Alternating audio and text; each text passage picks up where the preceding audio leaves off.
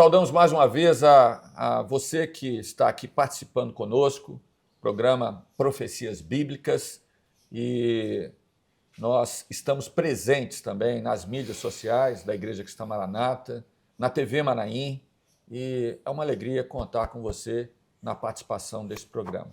Nós estamos aqui com os pastores Isaías Diniz, Amém. Edilson Rocha, Paz do Senhor. E vamos continuar falando sobre a vida de José. Esse é o último capítulo, o último episódio que nós vamos tratar sobre José. José como um tipo maravilhoso, notável do Senhor Jesus no Velho Testamento. E o tema desse episódio é: o vosso pai ainda vive? É a pergunta que foi feita por José aos seus irmãos, está em Gênesis 43, 27, diz assim: e ele lhes perguntou como estavam, e disse: vosso pai, o velho de quem falastes, ainda vive? Então nós vimos, já no episódio anterior, nós vimos a jornada dos irmãos de José, né? Eles foram buscar ali o trigo, voltaram, a fome apertou, eles tiveram que voltar novamente, e agora, depois desse segundo encontro, eles retornam a Canaã, e eles retornam com algo diferente, porque José mandou colocar o seu copo de prata na sacola de Benjamim. Benjamim, que não havia vindo, ele agora veio. Era o filho mais novo de Jacó, era o novo nascido da casa de Jacó. E eles agora, depois daquele encontro, José preparou ali um banquete, eles se alimentaram e o copo de prata de José foi colocado na sacola de Benjamim. E esse retorno, o que aconteceu nesse retorno? Então, os irmãos já estavam iniciando a caminhada de volta para Canaã, quando Simeão também estava com eles, Benjamim com eles, e as sacolas estavam cheias. Podiam até mesmo dizer assim: olha, para José, olha, adeus José, não precisamos mais nada, não queremos estar mais aí, porque estava terminando aquele período de fome, como havia sido do sonho. Não precisamos de mais nada. Precisar de José para quê? Podiam dizer isso. As sacolas estavam cheias, Simeão havia sido resgatado e Benjamim estava com eles. Tudo pronto, tudo resolvido. Mas vejam só os irmãos, o que é o novo nascimento? A natureza humana é assim. No primeiro encontro com o Senhor Jesus, o homem tem uma impressão de que um Deus injusto que está cobrando além daquilo que se pode dar, de um Deus inflexível, sem misericórdia, mas ele volta com a consciência do seu pecado, das suas transgressões. A necessidade foi atendida, você passou no vestibular, você arranjou uma noiva, você foi curado, até assim, você foi curado, conseguiu um novo emprego, comprou um carro novo, e quando você retorna, ele não quer saber mais do Salvador. Zaphenat Paneia, como foi lá na língua egípcia. Mas a vida ela é cheia de lutas e aflições. E ele retorna para um segundo encontro, sabendo que não há outra opção que o alimento, a bênção, a paz, só o Senhor Jesus pode dar. E neste encontro o Senhor quer ver uma experiência do novo nascimento na sua vida. Então, naquele caminho de retorno, eles foram abordados pelos servos de José. E os servos de José disseram: vocês levaram o copo de prata do meu senhor. Levavam o copo que ele bebe o vinho.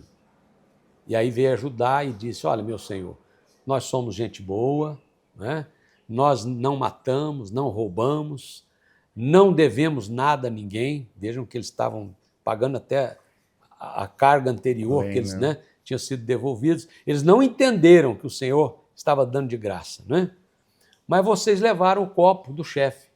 Vocês não sabem que o nosso Senhor adivinha? E Judá afiançou a todos: olha, nós somos homens de bem. Por que faríamos isso? Se encontrares o copo na sacola de algum de nós, o mesmo fica como fiador. Porém, quando abriram as sacolas, encontraram o copo de prata exatamente na sacola de Benjamim. Coisa extraordinária, Amém? E que é o penhor da salvação? Não era bom que os irmãos comentassem? A salvação, ela tem um penhor, Penhor é a garantia. Garantia, E qual a garantia da nossa salvação? É o sangue de Jesus, A prata fala sempre na palavra da redenção, né? E o copo de prata, ele foi encontrado exatamente na sacola de Benjamim. Por quê? Porque Benjamim é o novo nascido. Isso. É um novo nascimento, ou seja, a redenção, ela vai estar com aquele que nasceu de novo, nasceu para a nossa vida, para uma nova vida, né? Então, quando Deus sela a salvação na vida do homem, esse selo, que é a presença do Espírito Santo, ele opera no nosso coração. Ou seja, a certeza da salvação eterna está relacionada a esse penhor, a presença do Espírito Santo no nosso coração, na nossa vida. Amém. E esse penhor vai estar selado no coração daquele que tem o novo nascimento, daquele que é nascido do Pai. Amém. É isso, pastor Isaías. Amém. E a bênção, a grande bênção, quando nós olhamos para essa história que é profética, essa passagem, diante daquela situação não havia mais jeito, porque eles mesmos falaram que aquele onde fosse encontrado o copo, ele seria ali como servo. E os irmãos ficaram tão preocupados porque precisariam voltar novamente para o Egito, encontrar-se com José, e havia uma promessa de levarem Benjamim em segurança Aí para eles o se pai. lembraram do pai, né? Aí se lembraram, precisavam levar Benjamim. E eles não podiam deixar Benjamim, porque se Benjamim não subisse para a casa do pai, Jacó morreria. E as evidências do novo nascimento, ela é fundamental na relação do homem com Jesus. É tudo que Jesus quer de nós. A evidência de que Jacó, o pai, está vivo, esta evidência que podemos olhar no novo nascimento na vida de Benjamim. E por isso mesmo que quando eles retornam a José, quando eles são próximos a José, Judá faz uma súplica.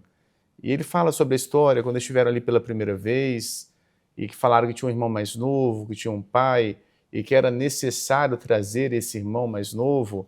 Eles eram 12, agora um mais não existia, que era, inclusive era José. E eles falaram que trouxeram Benjamim, mas se eles não levassem Benjamim de volta, o pai morreria.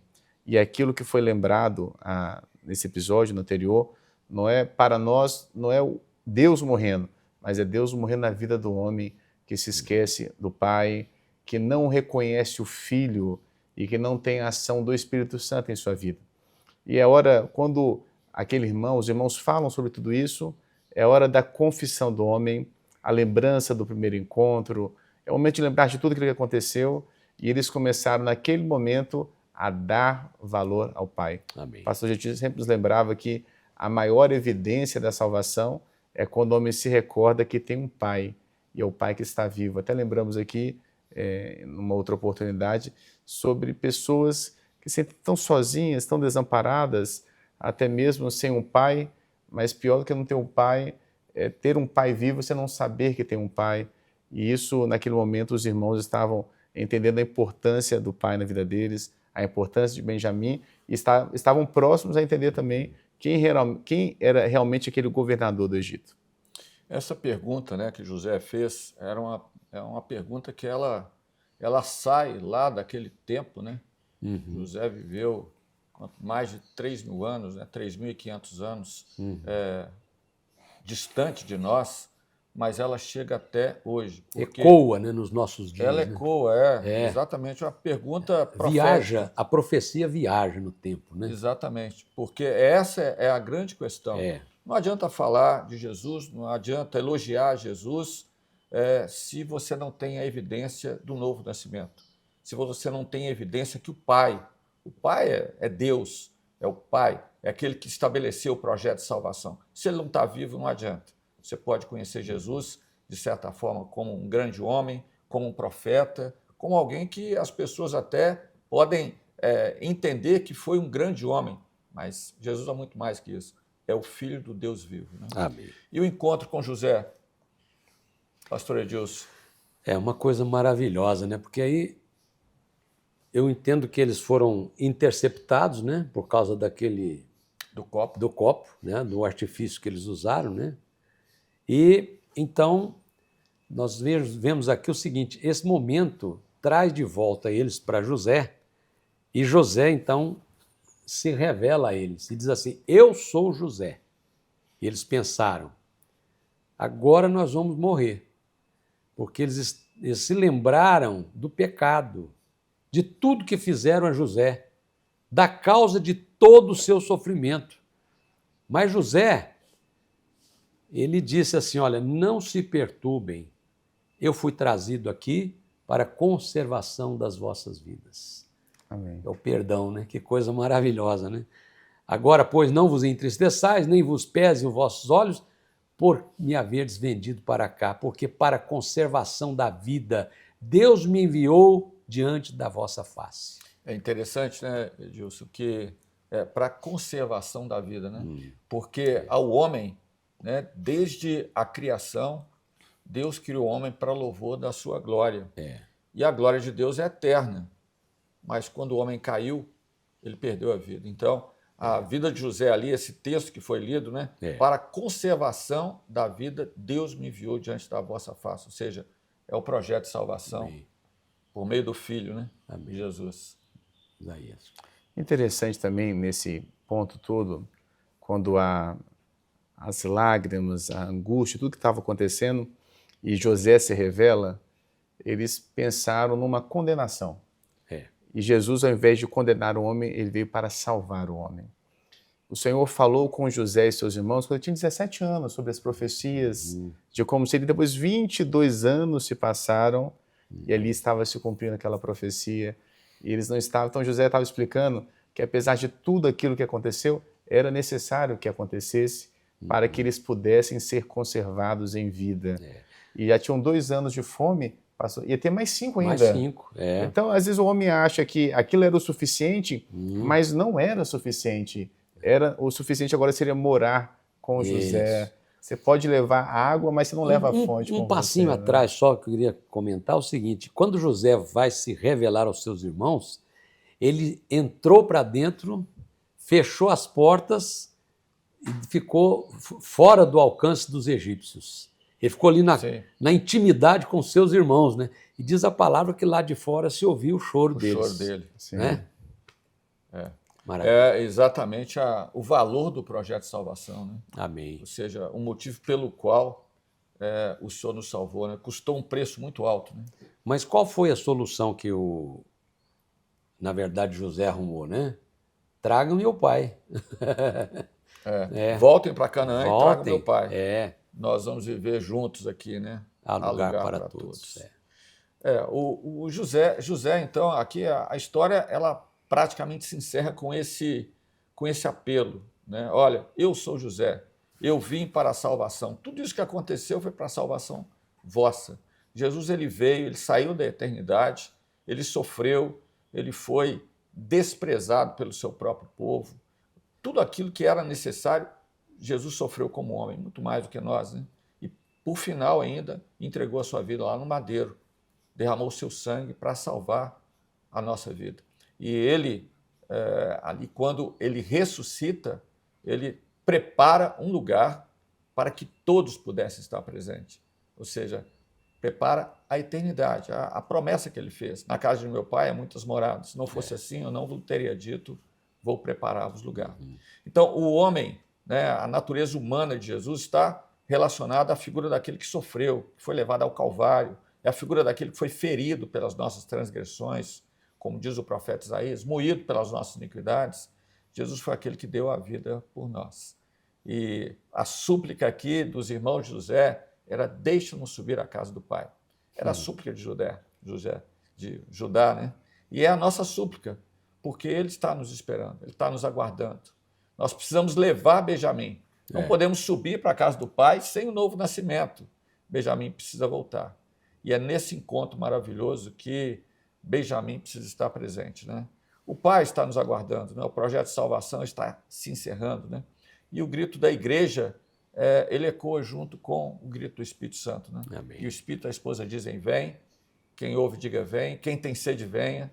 E quem quiser, tome de graça da água da vida. Amém. Nós encerramos aqui essa jornada profética de José, mostrando aqui essa figura maravilhosa do Senhor Jesus no Velho Testamento. Os pastores presentes, alguma colocação? Tantos segredos, né? Podemos olhar Jacó na figura do pai, José na figura do filho, Benjamim na figura profética do Espírito Santo. Jesus só se revela na presença do Espírito Santo.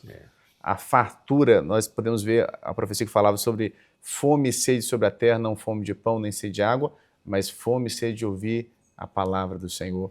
E na casa do Pai, quando o Senhor está presente, nada nos falta. E esse mundo vive esse momento de fome, de angústia, de incertezas, mas quem tem os seios do seu coração, quem tem o Espírito Santo, o Pai está vivo, nada nos falta. Até a volta do Senhor Jesus. O zelo de José com o seu pai e os seus irmãos, a partir de agora, né? Ele chama e quer que eles vão morar no Egito, como eles foram. Ele disse assim, habitareis na terra de Gósen. Era uma terra próxima, que estava ali, fácil de cuidar, né? Sabia que ali os irmãos iam ficar bem, né? E ele faz ali a promessa de que estaria cuidando deles. Então, quando nós somos salvos pela graça maravilhosa do Senhor Jesus, há um novo nascimento, nova criatura. Tudo se fez novo, as coisas velhas já passaram. E, de repente, nós estamos morando, habitando ao lado do Senhor, porque o Espírito Santo está ali como consolador, aquele que está ao nosso lado, cuidando de tudo na nossa vida, né? Habitareis na terra de Gósen. É o segredo, né?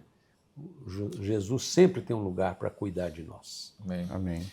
É essa a promessa para a nossa vida, né? Amém. Quando nós entregamos na presença, temos uma experiência como os irmãos de José tiveram, né? Amém. Foi, às vezes, uma luta grande, né? Tantas idas, tantos retornos, para entender quem era aquele que estava cuidando e querendo saber acerca do Pai, né? E o Pai precisa estar vivo na nossa vida. Amém. E quem revela o Pai é somente o Filho, é o Senhor Jesus. Nós encerramos aqui, então, esse episódio. Despedimos dos pastores aqui, Isaías, Edilson. Amém. A paz do Senhor. A paz do Senhor. E de você também. A paz do Senhor.